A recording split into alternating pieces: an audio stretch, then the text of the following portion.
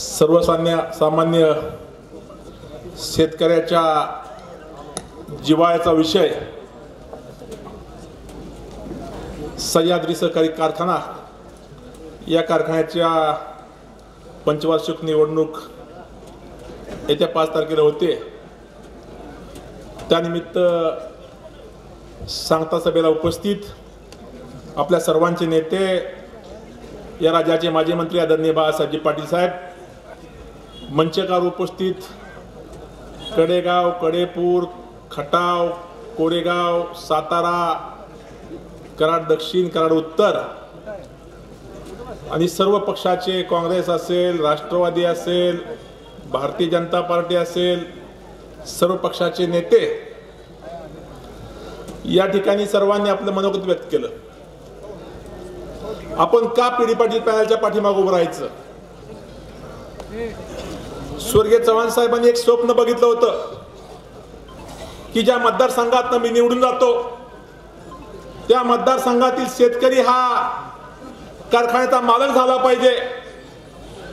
त्यांनी लोकसभेला त्या ठिकाणी सामान्य शेतकऱ्याला एक वचन दिलं होतं की मी या मतदारसंघामध्ये एक कारखाना निर्माण करेन आणि ते वचन पूर्ण करण्यासाठी या कारखान्याची जबाबदारी स्वर्गीय पीडी पाटील साहेबांच्यावर सोपवली आणि ते स्वप्न पूर्ण करण्याचं काम आदरणीय पीडी साहेबांनी केलं।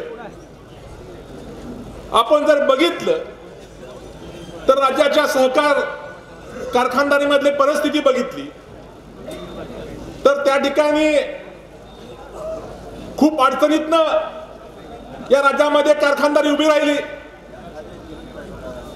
पीडी साहेबांनी कारखाना नुसता उभा केला नाही तर या मतदारसंघाचा जिरायत माणसाला बागायतदार करण्याचं काम आदरणीय पीडी साहेबांनी केलं। त्यांच्या शेताला पाणी देण्याचं काम केलं, त्या शेतकऱ्याला ऊस बागायतदार करण्याचं काम केलं। त्यासाठी आपण पीडी साहेबांच्या पाठीमागे खंबीरपणे उभं राहिलो। तीच परंपरा आदरणीय बाळासाहेब पाटलांनी जपली। या ठिकाणी मला आठवतं साहेब, एक सभा चालली होती, त्या सभेला आदरणीय पीडी पाटील होते आणि त्या सभेमध्ये मी भाषण केलं होतं, नामदेव पाटील साहेब, की या राज्यामध्ये, या देशामध्ये अनेक नेते झाले, त्यांच्या अनुयायी झाले, अनेक पक्ष निर्माण झाले, पक्षाच्या अनुयायी झाले, परंतु या राज्यामध्ये एकमेव नेता असेल त्याचे अनुयायी पीडी पाटील साहेब आहेत। त्या ठिकाणी जो विचार दिला तो विचार जपण्याचं काम आदरणीय पीडी साहेबांनी केलं। आपण बघतोय गौतम बुद्धांनी त्या ठिकाणी मूर्तीला विरोध केला। गौतम बुद्ध नेहमी मूर्तीच्या पूजेच्या विरोधात होते, परंतु या देशामध्ये जे गौतम बुद्धांचे अनुयायी आहेत त्यांनी गौतम बुद्धांच्या मोठ्या मूर्त्या उभ्या केल्या आणि त्यांच्या विचाराचा खून केला। परंतु आदरणीय पीडी साहेबांनी चव्हाण साहेबांचा विचार जपण्याचं काम केलं। तोच विचार आदरणीय बाळासाहेब पाटलांनी जपला। त्या ठिकाणी मगाशी चर्चा सुरू होती, या महाराष्ट्रातले अनेक नेते आहेत। डुबल साहेब, तुम्ही आज आलाय सभेला, मी मागच्या आठवड्यात सांगितलं होतं की दादांचा मला फोन आलाय आणि दादांनी सांगितलं, सुनील त्या ठिकाणी चव्हाण साहेबांचं खऱ्या अर्थानं चालतं बोलतं स्मारक असेल तर ते सह्याद्री कारखाना आहे आणि तो आदरणीय बाळासाहेब पाटलांच्या हातामध्ये सुरक्षित आहे। त्यामुळे तुम्ही सगळ्यांनी राजकारणाचं मतभेद विसरून त्या ठिकाणी बाळासाहेबांच्या पाठीमागे उभं राहिलं पाहिजे। खऱ्या अर्थानं राजकारणामध्ये काम करत असताना आपण बघतोय की एखादा कारखान्याचा चेअरमन संस्थेचा चेअरमन झाला तर त्या संस्थेचा वापर राजकारणासाठी करतो, त्या संस्थेचा वापर सत्ता टिकवण्यासाठी करतो, त्या संस्थेचा वापर आपल्या सर्वांसाठी, कार्यकर्त्यांसाठी, अनुयायीसाठी करतो। परंतु महाराष्ट्रातलं एकमेव सहकारातलं उदाहरण असेल ते म्हणजे सह्याद्री। आदरणीय बाळासाहेब पाटलांनी राजकारणासाठी कधीही सह्याद्रीचा वापर केला नाही। त्या ठिकाणी हा कारखाना आहे, हे चव्हाण साहेबांचं स्मारक आहे। मी परवाच्या सभेत सांगितलं की महाराष्ट्रामध्ये अनेक नेते झाले, वसंतदादा झाले, यशवंतराव चव्हाण झाले, सुधाकरराव नाईक झाले, वसंतराव नाईक झाले, परंतु या महाराष्ट्रामध्ये कुठल्याही नेत्याचं स्मारक त्या ठिकाणी मोठ्या पद्धतीने उभं राहू शकलं नाही। ते स्मारक आदरणीय पीडी पाटलांनी त्या ठिकाणी सभासदाच्या पैशातनं निर्माण करण्याचं काम त्या ठिकाणी महाराष्ट्रामध्ये कृष्णा कोयनेच्या संगमावर करण्याचं काम केलं. आपण त्या ठिकाणी राजकारणामध्ये मगाशी आमचे जयवंत दादा म्हणले, पाटील आहेत ना का गेले, जयवंत पाटील गेले, ते म्हणले आम्ही शांत नाही. म्हणजे बाळासाहेब पाटील शांत आहेत. जयवंत दादांना बाळासाहेबांचा अभ्यास नाही, ते शांत नाहीत. टप्प्यात आले की कार्यक्रम करतात. टप्प्यात लई माणसं येणार आहेत, जी जी टप्प्यात येईल त्यांचा सर्वांचा कार्यक्रम आपल्याला करायचा आहे. राजकारणामध्ये माझी महत्वाकांक्षा आहे, मला त्या ठिकाणी कारखाना मिळाला पाहिजे, माझं राजकारण टिकलं पाहिजे. म्हणून त्या ठिकाणी कारखान्याचं इलेक्शन आदरणीय बाळासाहेब पाटील लढत नाही. जो आदरणीय यशवंतराव चव्हाण साहेबांचा विचार आहे, जो आदरणीय पिढी साहेबांचा विचार आहे, ते जपण्याचं काम या ठिकाणी आदरणीय बाळासाहेब पाटील करतात.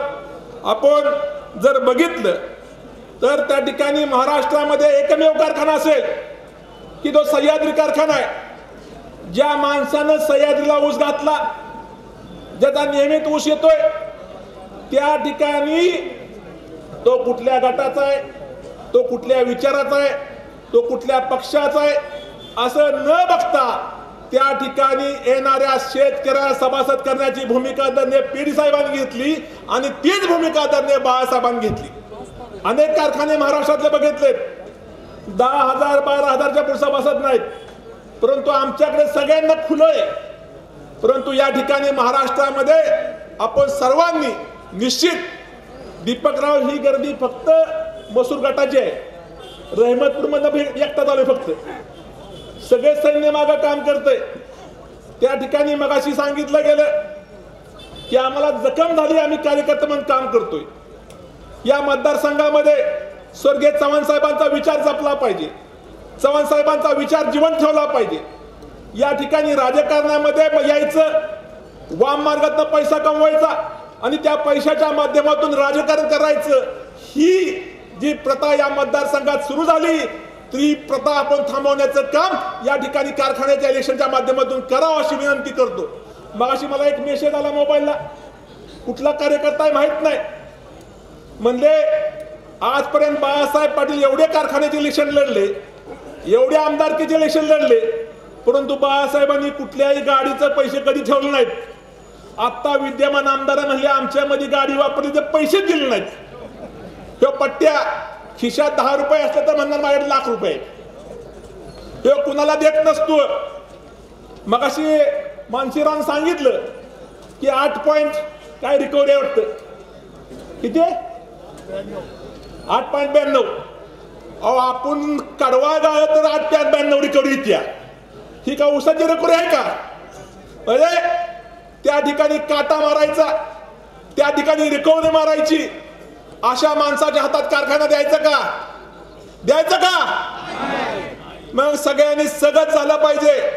5 तारखेला त्या ठिकाणी उमेदवार कोणा बघायचं नाही.